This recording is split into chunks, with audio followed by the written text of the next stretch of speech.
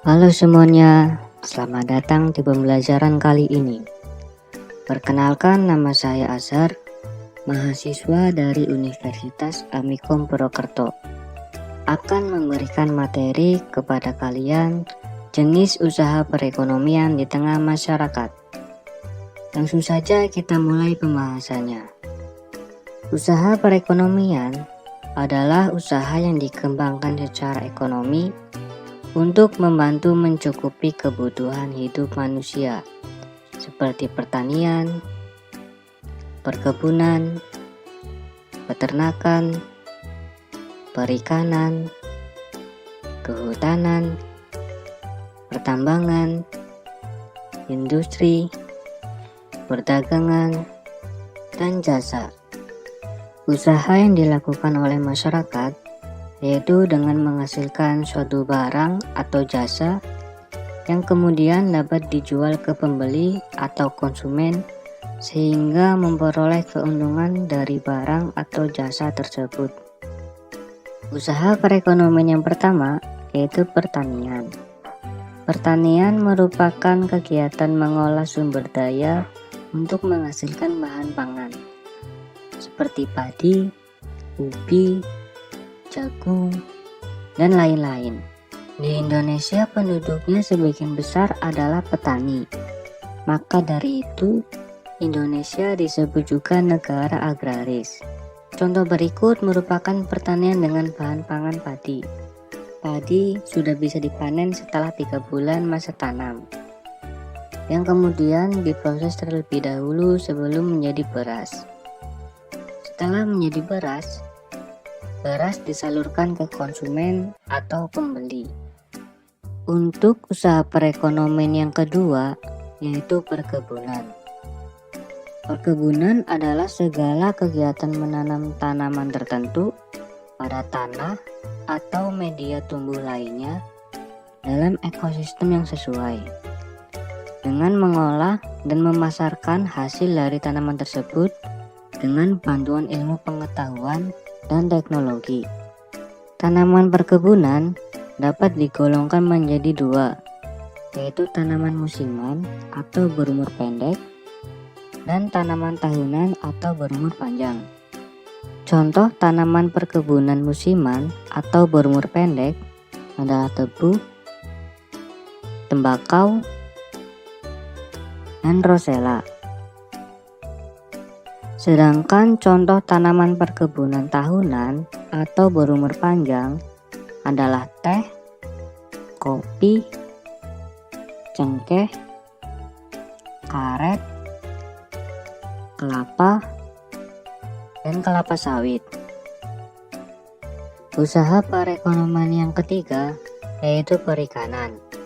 Perikanan adalah kegiatan manusia yang berhubungan dengan pengelolaan dan pemanfaatan sumber daya hayati perairan, contohnya dengan membudidaya ikan sebagai usaha perekonomian masyarakat Indonesia.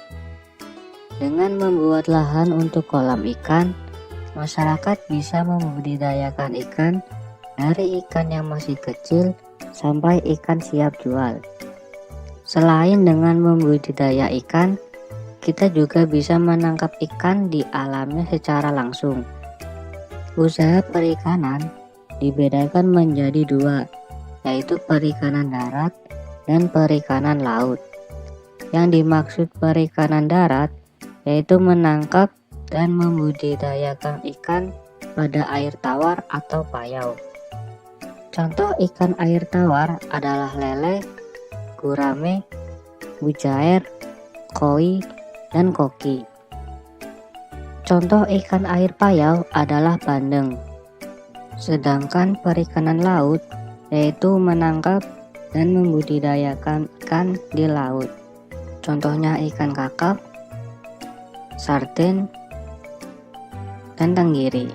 Usaha perekonomian yang keempat yaitu peternakan. Peternakan adalah usaha memelihara hewan ternak untuk diambil manfaatnya. Hewan ternak dibeli dari hewan yang masih muda atau juga bisa dibeli per pasang, yaitu jantan dan betina. yang kemudian hewan tersebut akan berkembang biak menjadi banyak, sehingga peternak tidak harus membeli hewan untuk memulai usahanya. Usaha peternakan dapat digolongkan menjadi 3. Yang pertama, peternakan hewan besar, contohnya sapi, kerbau, dan kuda. Peternakan yang kedua yaitu peternakan hewan kecil, contohnya kambing, domba, dan kelinci. Dan peternakan yang ketiga yaitu peternakan hewan unggas, contohnya ayam, itik, dan burung. Usaha peternakan dapat menghasilkan daging, telur, dan susu.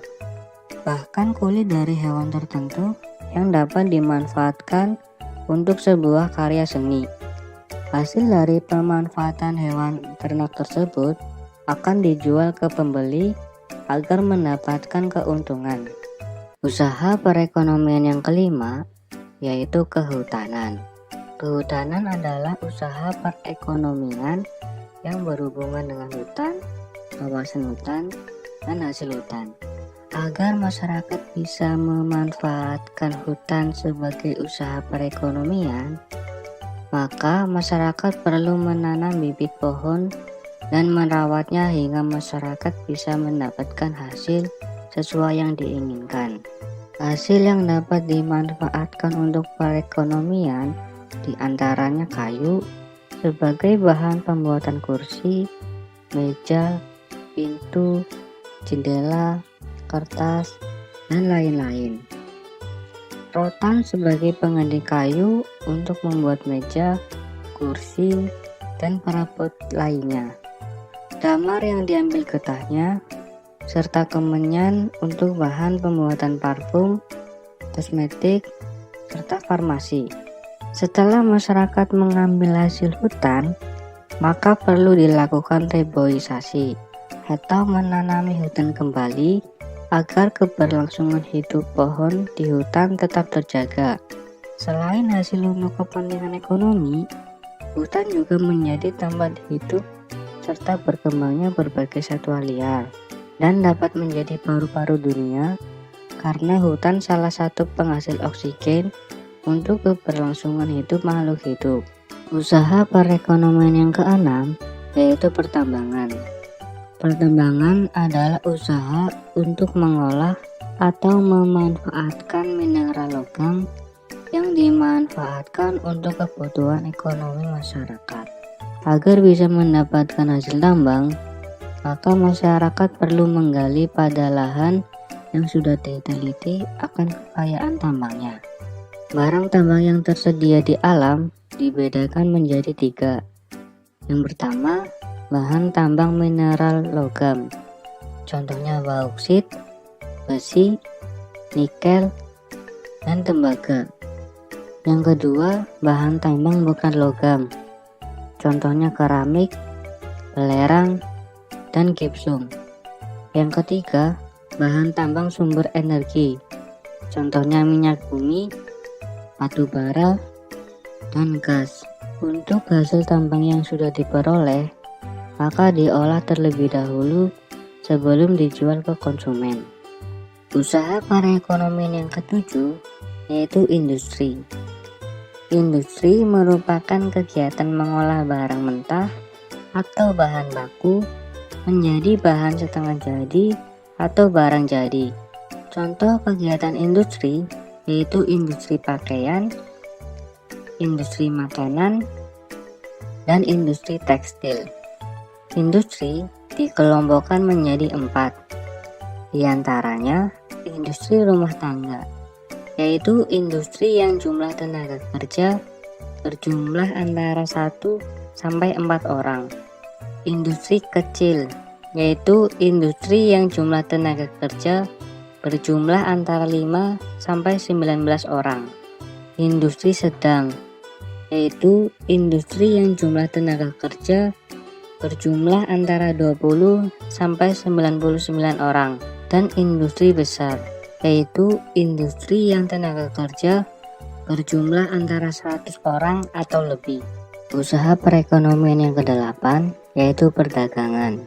Perdagangan adalah kegiatan yang bertujuan untuk menyalurkan barang dan jasa dari produsen ke konsumen.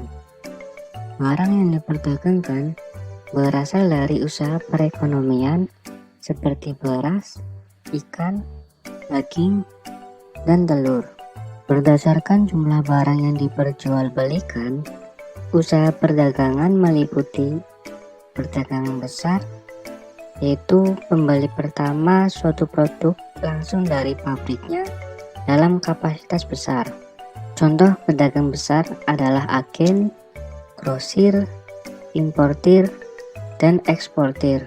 Yang kedua, pedagang menengah, yaitu pedagang yang membeli barang produksi dalam jumlah yang lebih kecil dari pedagang besar. Contohnya toko-toko besar, pasar, dan lain-lain. Yang ketiga, pedagang kecil, yaitu pedagang yang membeli barang produksi untuk dijual kembali dalam kapasitas lebih kecil daripada pedagang menengah. Contohnya warung. Selain perdagangan dalam satu negara, ada juga perdagangan antar negara yang meliputi ekspor dan impor. Usaha perekonomian yang kesembilan yaitu jasa.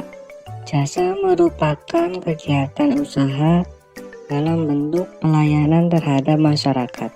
Contoh berikut merupakan bentuk pelayanan yang dilakukan oleh seorang guru. Guru memberikan pelayanan dengan memberikan suatu ilmu, membimbing, melatih, memberikan penilaian, dan melakukan evaluasi terhadap siswa. Contoh usaha perekonomian dalam bidang jasa diantaranya perusahaan angkutan, perusahaan asuransi, pengacara, dokter, bank, bengkel, warung internet, dan lain-lain. Dari kesembilan usaha perekonomian yang sudah dijelaskan, masing-masing mempunyai peran penting dalam mencukupi kebutuhan hidup masyarakat. Penjual yang mendapatkan keuntungan dari pembeli, dan pembeli mendapatkan kebutuhan barang dari penjual. Antara penjual dan pembeli saling membutuhkan dalam usaha perekonomian.